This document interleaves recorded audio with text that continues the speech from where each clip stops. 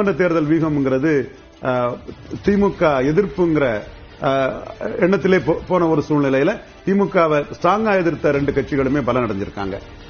ஒரு அண்மை தகவலை பார்க்கலாம். மத்திய மற்றும் காவிரி டெல்டா மண்டலத்தில் மொத்தம் 46 தொகுதிகள் இருக்கு. இதுல 19 திமுக முன்னிலையில் இருக்கு.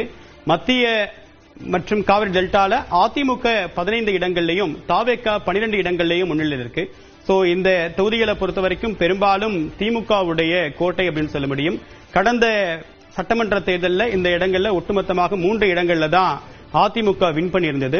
இப்ப திமுக அப்படின்றது 19 இடங்கள்ல முன்னிலையில் இருந்தாலும் கூட அடுத்தடுத்த இடங்கள்ல அதிமுகவும் திமுகவும் இருக்கு அப்படின்றது தாவேகாவும் இருக்கு அப்படின்னு கவனிக்க வேண்டிய அம்சமா பார்க்க முடியுது. சோ ஒட்டுமொத்தமாக 19 இடங்கள்ல தான் டெல்டா மத்திய மண்டலத்தில் திமுக முன்னிலையில் இருக்கு. அதிமுக 15, தாவேகா 12 இடங்கள்ல. சோ தாவேகாவுடைய கோட்டை அப்படின்னு சொல்லப்பட்ட கணிக்கப்பட்ட இடங்கள் சென்னைக்குட்பட்ட சென்னை ஒட்டியிருக்கக்கூடிய புறநகர் பகுதி, கேடிசிசி மண்டலம், இந்த மண்டலங்கள்ல தாவேக மிகச்சிறப்பா வாக்கு வங்கியை பெற்றிருக்காங்க. அதே மாதிரி மேற்கு மண்டலத்திலையும் வட மாவட்டங்கள்லையும் தாவேகாவுடைய வலிமை அப்படின்றது தொடர்ச்சியாக நிரூபிக்கப்பட்டிருக்கு அப்படின்னு சொல்றாங்க.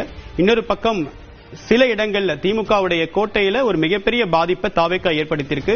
சோ அதிக அளவுக்கு விஜயுடைய வருகை என்றது யாருக்கு பாதிப்பை ஏற்படுத்தியிருக்கு அப்படின்னா திமுகவுக்கு தான் அதிக அளவுக்கு பாதிப்பை ஏற்படுத்தியிருக்கு அப்படின்றது அந்த எண்ணிக்கை சொல்லக்கூடிய செய்தியா இருக்கு. ரவீந்திரன், இப்ப கேடிசிசி பெல்ட்லயும் சரி டெல்டாலையும் சரி திமுகவுடைய கடந்த முறை அதுதான் கோட்டையா இருந்தது.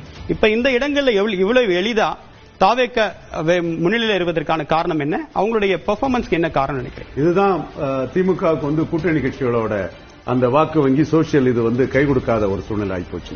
அரசியல் களத்துக்குள்ள திமுக எந்த மக்களுக்கான ஒரு சக்தியா இருந்தாரோ அதை திரைத்துறையில அதை விஜய் தொடர்ந்து காட்டிட்டு இருந்தாரு. அது அரசியல் களத்துக்குள்ளே அவருக்கு டிரான்ஸ்லேட் ஆயிட்டு